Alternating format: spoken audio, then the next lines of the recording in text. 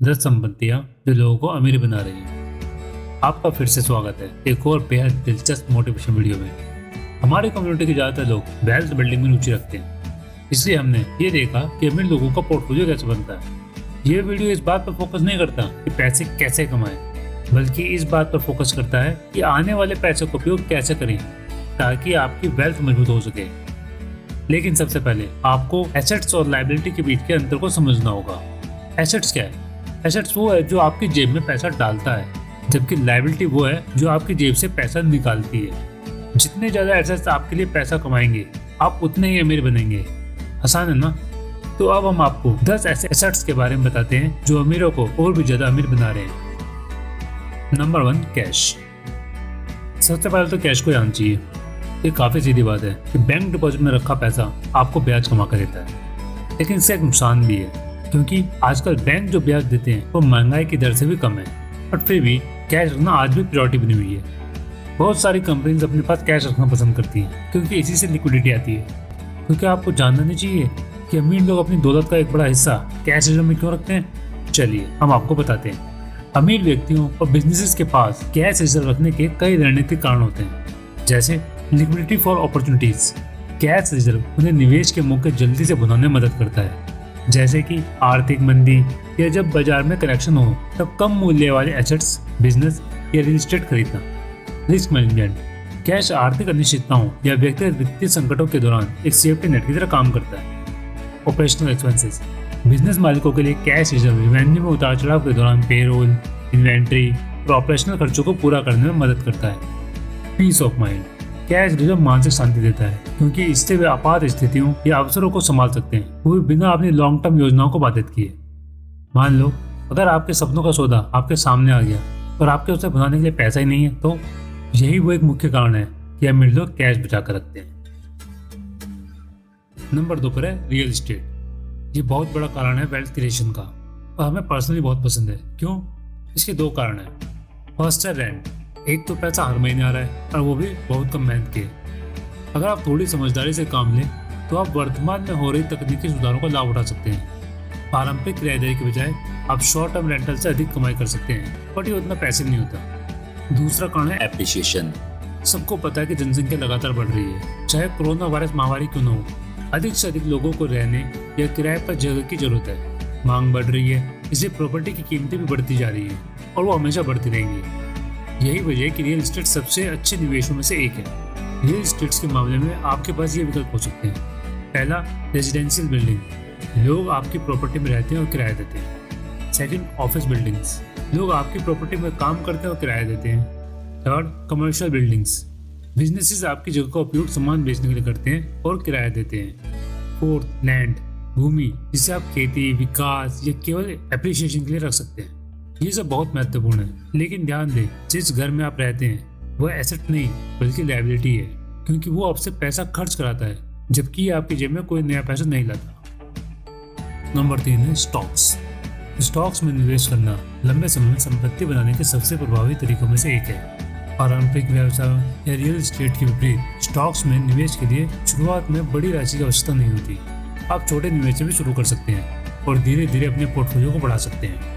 जब आप किसी कंपनी का स्टॉक्स खरीदते हैं तो आप उस कंपनी में हिस्सेदारी खरीदते हैं। जैसे जैसे कंपनी बढ़ती जाती है उसका मुनाफा भी बढ़ता रहता है, वैसे ही आपके शेयरों का मूल्य भी बढ़ जाता है। ऐसी कंपनी में निवेश करना जिनकी बुनियाद मजबूत हो और जिनमें विकास की संभावना हो, जैसे MRF, रिलायंस या TCS ने कई निवेशकों को अमीर बनाया है। कई कंपनियां अपने मुनाफे का हिस्सा शेयरधारकों को डिविडेंड के रूप में देती हैं। ये निवेशकों के लिए पैसिव इनकम का सोर्स बनता है। उदाहरण के लिए, अगर आपके पास किसी कंपनी के 1000 शेयर हैं और हर साल वो कंपनी एक शेयर पे 20 रुपए का डिविडेंड देती है, तो आपको बिना अपना शेयर बेचे हर साल 20,000 रुपये मिलते हैं। स्टॉक्स में कंपाउंड ग्रोथ का भी फायदा होता है। जब आप डिविडेंड को दोबारा निवेश करते हैं और अपने निवेश को समय के साथ बढ़ने देते हैं, तो आपको न केवल अपनी शुरुआती पूंजी पर बल्कि उत्पन्न हुए रिटर्न पर भी लाभ मिलता है, जिसको कंपाउंड ग्रोथ कहते हैं। स्टॉक्स आपको अपने निवेश को विभिन्न उद्योगों, क्षेत्रों और एसेट क्लास में डाइवर्सिफाइड करने की अनुमति देते हैं। जोखिम को विभाजित करके आप इस तरह लॉन्ग टर्म ग्रोथ प्राप्त कर सकते हैं, भले ही कुछ स्टॉक अपेक्षाकृत कम प्रदर्शन करें। स्टॉक्स अन्य निवेशों जैसे रियल एस्टेट की तुलना में अत्यधिक लिक्विड होते हैं। मतलब आप आसानी से शेयर खरीद या बेच सकते हैं, जिससे आपको अपने पोर्टफोलियो को जरूरत के अनुसार एडजस्ट करने की सुविधा मिलती है। यह लिक्विडिटी आपको अवसरों का लाभ उठाने या आपातकाल के समय तेजी से निवेश से बाहर निकलने की सुविधा देती है, बिना महीनों या सालों तक किसी एसेट को बेचने का इंतजार किए। स्टॉक्स के माध्यम से संपत्ति बनाना डिसिप्लिन, पेशेंस और नॉलेज की मांग करता है। हालांकि बाजार शॉर्ट टर्म में अस्थिर हो सकता है, लेकिन निवेशित रहना और लॉन्ग टर्म लक्ष्यों पर ध्यान केंद्रित करना आपको महत्वपूर्ण वित्तीय लाभ दिला सकता है। नंबर 4 है म्यूचुअल और इंडेक्स फंड। अगर स्टॉक्स आपको एक एक करके किसी कंपनी के शेयर खरीदने की अनुमति देते हैं, तो म्यूचुअल फंड और इंडेक्स फंड कई कंपनियों को एक साथ लेकर आते हैं, जिससे आप कई कंपनियों के बास्केट में निवेश कर रहे होते हैं। हमें लगता है यह तरीका स्टॉक खरीदने से बेहतर है। अब बात है कि बेहतर क्यों है। असल में आपको अधिक डाइवर्सिफिकेशन देता है, इसलिए ये एक सुरक्षित निवेश माना जाता है। सांख्यिकीय रूप से इंडेक्स फंड सबसे बेहतर प्रदर्शन करने वाली एसेट क्लास मानी जाती है। अगर आप स्टॉक्स को एक एक करके खरीदना शुरू करते हैं, तो संभावना है कि आप गलतियां कर देंगे, क्योंकि आप उन चमत्कारी ट्रेडर में से नहीं होंगे जो हर साल मार्केट को मात देते हैं। ना आपके पास वैसी जानकारी है, और बड़े खिलाड़ियों के साथ कम्पीट करना बहुत कॉम्प्लिकेटेड है। यही वह जगह है जहाँ इंडेक्स फंड मदद करते हैं। जो लोग लंबी अवधि में वेल्थ बनाना चाहते हैं, उनके पोर्टफोलियो में इंडेक्स फंड का होना बहुत जरूरी है। अगर यह विषय आपको रुचिकर लगता है, तो इसके लिए सबसे अच्छी संसाधन है 2 किताबें, जॉन सी बॉगल द्वारा common sense on mutual funds और दूसरी है बेंजामिन ग्राहम द्वारा द इंटेलिजेंट इन्वेस्टर्स। इन किताबों में इन सभी चीजों को विस्तार से समझाया गया है। नंबर 4 पे आता है इक्विपमेंट्स। जो भी चीज आपके लिए पैसा कमाती है या आपको पैसा कमाने में मदद करती है, उसे एसेट माना जाता है। अगर आप किसान हैं, तो आपका ट्रैक्टर एक एसेट है। अगर आप प्रोग्रामर हैं, तो आपका लैपटॉप एक एसेट है। अगर आप उबर ड्राइवर हैं, तो आपकी कार एक एसेट है। किसी चीज को एसेट या लायबिलिटी मानना इस बात पर निर्भर करता है कि उसका आपके इनकम के साथ सीधा संबंध है या नहीं। अगर आपकी आमदनी सीधे तौर पर कार पर निर्भर नहीं करती, तो कार खरीदना लायबिलिटी माना जाएगा। अक्सर लोग इन दोनों में अंतर समझने में गलती कर देते हैं। वे इसे एक संपत्ति के रूप में उचित ठहराने की कोशिश करते हैं, जबकि वास्तव में वे सेल्फ कंट्रोल की कमी के कारण अपने स्वयं के फाइनेंस को गलत तरीके से संभाल रहे हैं। उदाहरण के लिए, आपको केवल YouTube वीडियो देखने के लिए बाजार का सबसे महंगा लैपटॉप खरीदने की जरूरत नहीं है। शायद भविष्य में हम करंट और नॉन करंट एसेट्स और उनके अकाउंटिंग पर प्रभावों के बारे में एक वीडियो बनाएंगे, लेकिन अभी के लिए हम इसे आसान और सरल रख रहे हैं। नंबर 6 है पीपल्स। आप तब तक महसूस नहीं करते कि लोग कितने मूल्यवान एसेट हैं, जब तक वे आपको छोड़कर नहीं जाते। बहुत कम लोग समझते हैं कि कंपनियां वास्तव में वास्तविक नहीं होती। कंपनियां हमारी कल्पना की उपज हैं, जिन्हें राज्य द्वारा वैधता दी गई है। कंपनियां सिर्फ नाम, विचार और उस काल्पनिक छतरी के नीचे हो रहा इन्वेंशन है। और ये सब कौन करता है? लोग। एक अकेला व्यक्ति अपने विचारों से पूरी कंपनी को बदल सकता है। उदाहरण के लिए देख लीजिए, स्टीव जॉब्स को हटाकर पेप्सी के सीईओ को लाने का सर, इससे लगभग वह कंपनी दिवालिया हो गई थी, जो आज शायद सबसे प्रिय टेक्नोलॉजी ब्रांड है। अगर एप्पल की गहराई में जाएं, तो उनके प्रमुख प्रोडक्ट डिजाइनर जॉनी इवे ने वे प्रोडक्ट डिजाइन किए जो आज अरबों लोगों के हाथों में हैं। फिर वे टीमें हैं जो उस कंपनी को संपूर्ण बनाती हैं। ऐसे कई उदाहरण हैं जहां बड़ी कंपनियों ने स्टार्टअप्स को सिर्फ उनकी टीम को हासिल करने के लिए खरीदा है।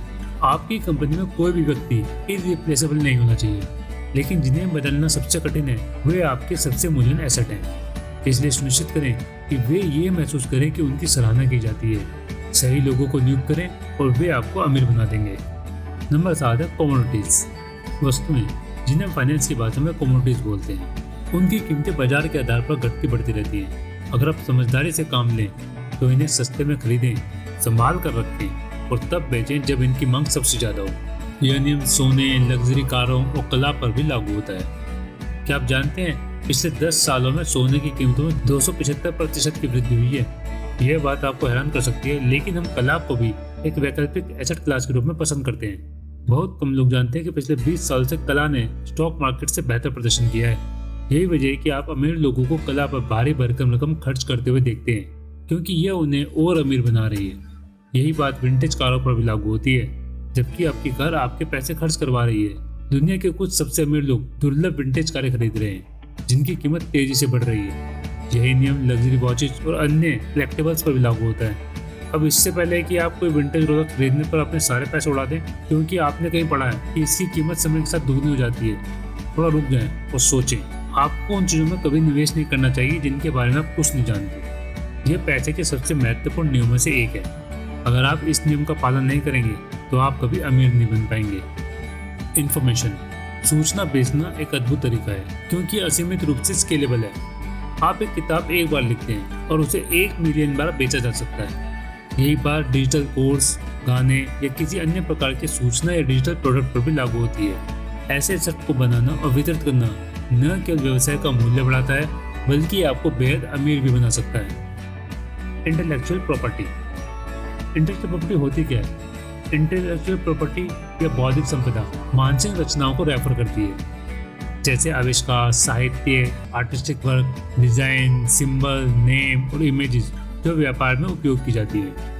बौद्धिक संपदा क्रिएटर को उनके निर्माण पर विशेष अधिकार प्रदान करती है और उनकी इन्वेंशन को दूसरों के द्वारा अनऑथराइज्ड यूज से रक्षा करती है। बौद्धिक संपदा की सुरक्षा और मोनेटाइजेशन वेल्थ उत्पन्न करने का एक शक्तिशाली तरीका हो सकता है। इंटेलेक्चुअल प्रॉपर्टी के विभिन्न प्रकार होते हैं, इनमें से हम कुछ की बात यहाँ करेंगे।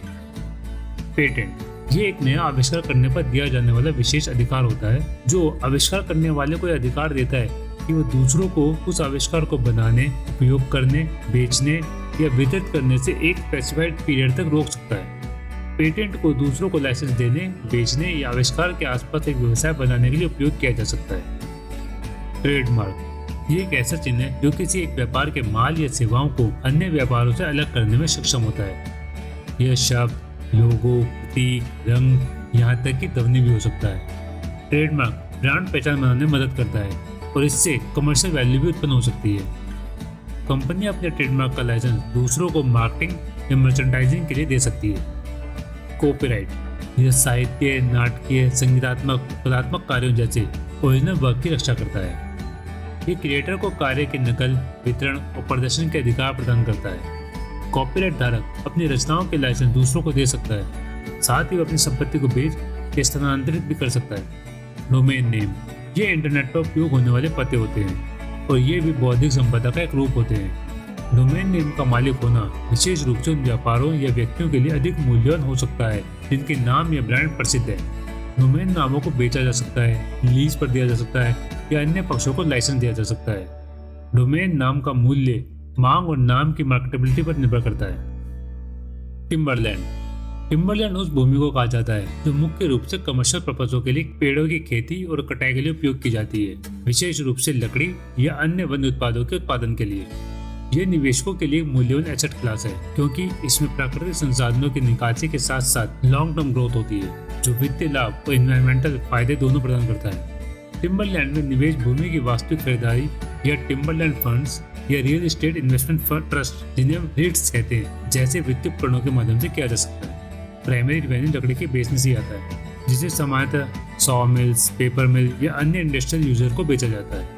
कई टिम्बरलैंड मालिक कार्बन ऑफसेट प्रोग्राम में भाग लेते हैं, जहां वे जंगलों को बनाए रखने के लिए रेवेन्यू कमाते हैं जो कार्बन डाइऑक्साइड को स्टोर करते हैं। टिम्बरलैंड निवेश दशकों से कई संस्थागत पोर्टफोलियो का हिस्सा रहा है और अब अधिक व्यक्तिगत निवेशक भी इस क्षेत्र में दिलचस्पी ले रहे हैं। इसकी विशिष्ट विशेषताएं हैं जैसे कि renewable resource management, environmental benefits और स्थिर मूल्य वृद्धि कुछ निवेशकों के लिए इसे एक आकर्षक विकल्प बनाती है। ये जो हमने पॉइंट बताए हैं ये किसी सीक्वेंस में नहीं है। ये आपका काम है कि इस वीडियो में बताए गए किसी भी एसेट का लाभ उठाने का तरीका ढूंढना और अपने लिए एक बड़ा मौका हासिल करना। अगर आप इस वीडियो में यहाँ तक पहुँचे हैं तो हमें ये जानने में बहुत दिलचस्पी है कि भविष्य में आप इनमें से किस एसेट को सिक्योर करने की योजना बना रहे हैं। हमें आपके विचार कमेंट में जानने का इंतजार रहेगा। हम जानते हैं कि लंबा वीडियो था, लेकिन ये पूरी तरह से शैक्षिक मूल्य से भरपूर था और हम उम्मीद करते हैं कि आपने अपने समय का सही उपयोग किया। हमारे साथ समय बिताने के लिए धन्यवाद। कृपया लाइक और सब्सक्राइब करना ना भूलें ताकि आप हमारा अगला वीडियो मिस ना करें। अब हम आपसे मिलेंगे अगले वीडियो में, तब तक लाइव को एंजॉय कीजिए। धन्यवाद।